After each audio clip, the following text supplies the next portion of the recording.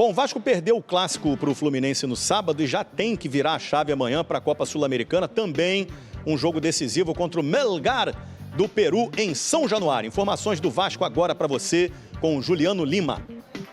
Fala pessoal, tudo bem? Amanhã o Vasco recebe o Melgar do Peru pela Copa Sul-Americana, a última rodada da fase de grupos da competição. A novidade será o retorno do meio-campo Felipe Coutinho, que cumpriu suspensão contra o Fluminense pelo Campeonato Brasileiro. No último sábado, teve o reencontro do técnico Fernando Diniz, hoje treinador do Vasco, com o ex-clube, o Fluminense. João Vitor abriu o placar para o Vasco, com direito à provocação de Ryan na comemoração. O Fluminense empatou com o gol contra de Verratti, ainda no primeiro tempo. Na segunda etapa, Guga fez um golaço, o gol que garantiu a vitória do Fluminense, 2-1. Amanhã o Vasco pela Copa Sul-Americana vai contar muito com o apoio do torcedor aqui em São Januário. Em 2025 foram 11 jogos, 7 vitórias e 4 empates. O time ainda não perdeu em São Januário. Na Copa Sul-Americana, somente os primeiros colocados de cada grupo avançam de forma direta para as oitavas de final. A situação do Vasco é a seguinte: o time está em terceiro lugar do grupo G, precisa vencer o Melgar, subir para a segunda posição e depois disputar a vaga com um time eliminado da Libertadores. Muito bem, Juliano Lima, muito obrigado.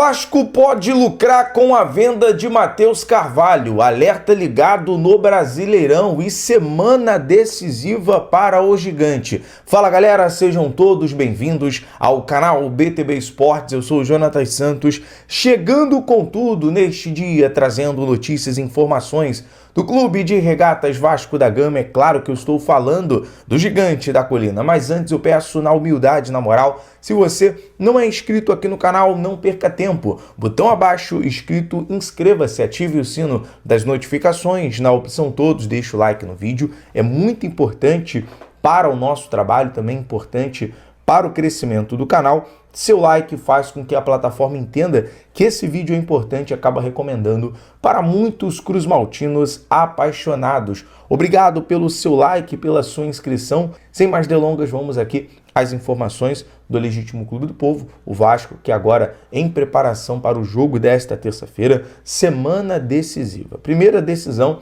é contra o Melgar. Vasco precisa de uma vitória simples para passar em segundo lugar e para os playoffs da Sul-Americana para enfrentar o time do terceiro lugar. Decisão que vai acontecer no dia 2 de junho, né? Decisão pelo sorteio das Copa Sul-Americana. No dia 2 de junho, teremos dois sorteios, tá? Já programado. Da Copa do Brasil, que seria feito no dia 30, adiado para o dia 2 de junho, salvo engano, ao meio-dia, né? Aliás, às 3 horas da tarde, e da Sul-Americana ao meio-dia. Então, dia 2 de junho, dois compromissos aí para saber em relação. Se o Vasco passar do Melgar, se classificar para os playoffs, vai saber o adversário que vai ser determinante no dia 2 de junho pela Sul-Americana e também das oitavas de final da Copa do Brasil. Mas agora é pensar no adversário, pensar no Melgar, nesse jogo importante em São Januário, em casa,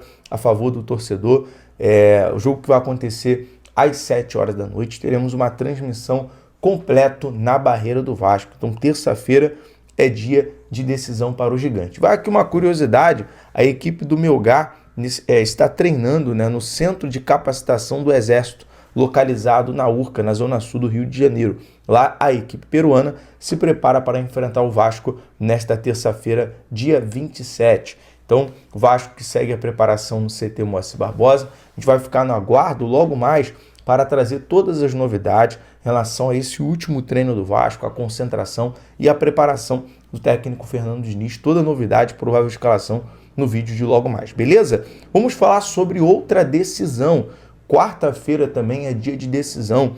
Nesse dia 28, né, o agravo de instrumento interposto pela 77 em face da decisão que afastou do controle da Vasco SAF será julgado nesta quarta-feira. Então, terça-feira vai ser o jogo. A gente já vai partir de São Januário, já ficar de plantão em uma força-tarefa para trazer a decisão para você, torcedor.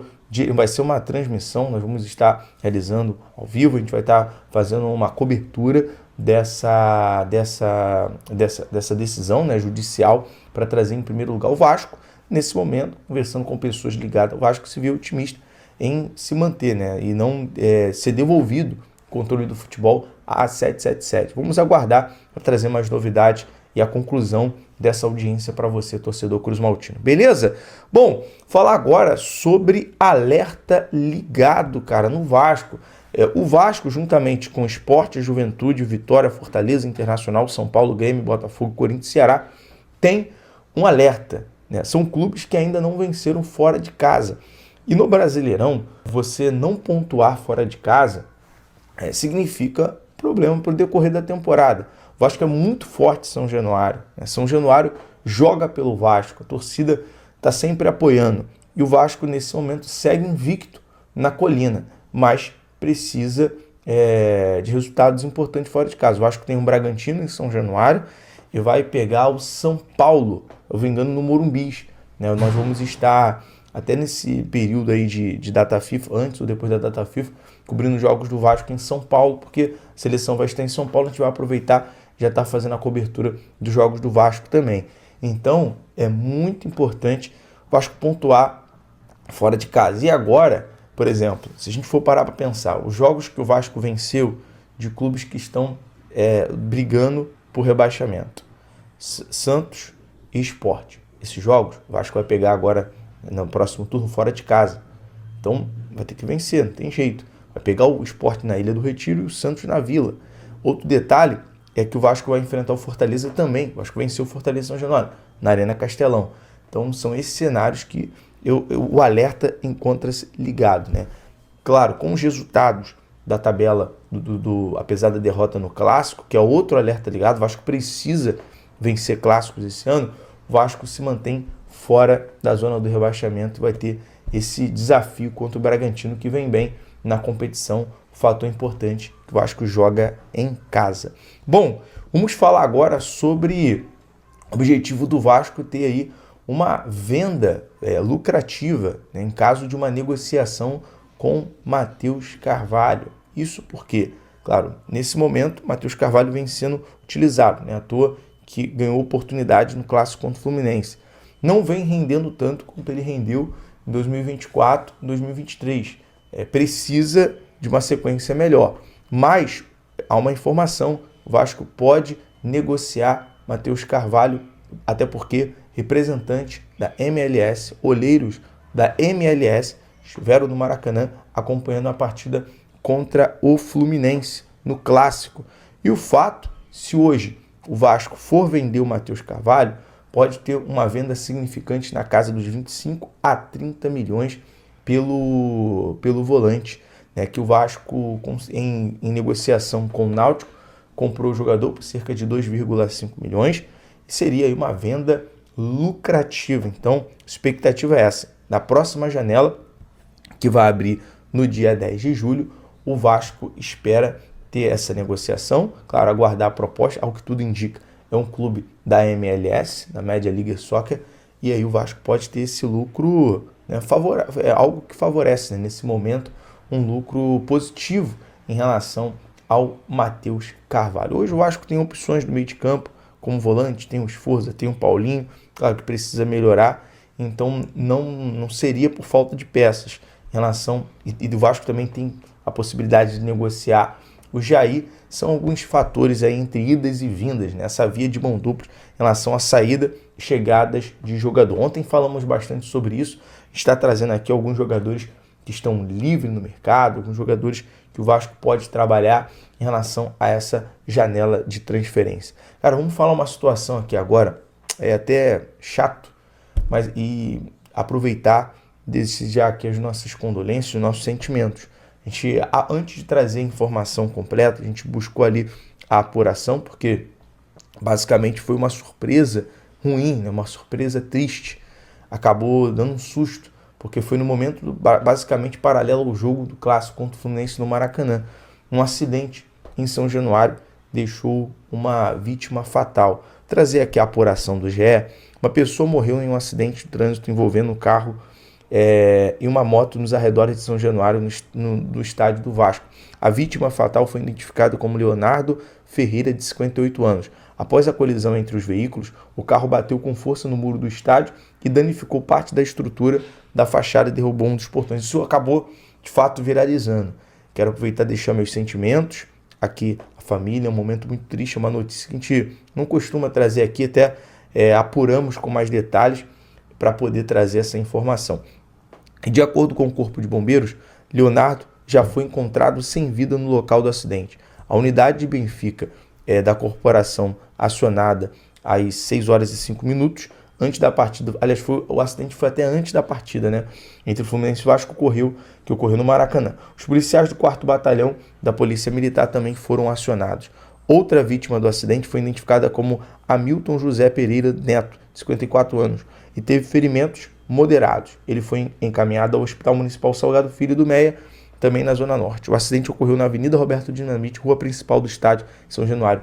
E, de fato, né, o acidente a colisão foi logo no muro, né? Teve algumas situações ali no muro de São Januário, mas infelizmente acabou tendo uma vítima. A gente deixa aqui nossos sentimentos aos familiares. Beleza? Só trazendo aqui um total a informação que muita gente estava perguntando em relação a isso.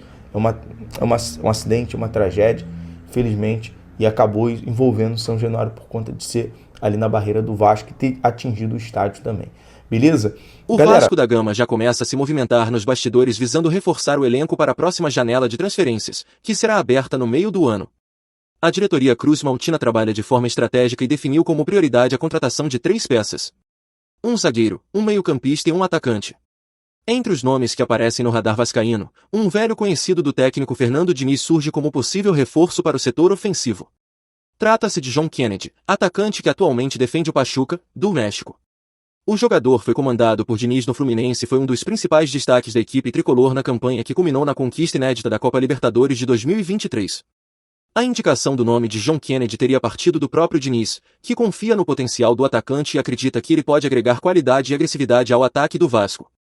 O jogador de 22 anos tem contrato com o clube mexicano até o fim de 2025, mas estaria disposto a retornar ao futebol brasileiro.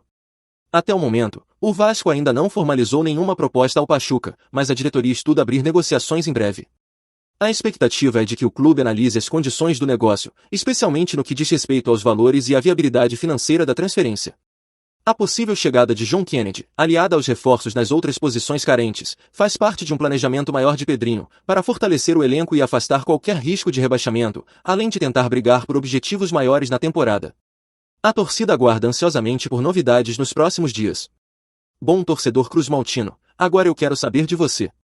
O atacante John Kennedy é um bom reforço para o Gigante da Colina? Coloque sua opinião nos comentários. Isso ajuda muito o Vasco a saber o que você achou. Fica ligado porque a qualquer instante eu volto e trago mais notícias do Gigante da Colina.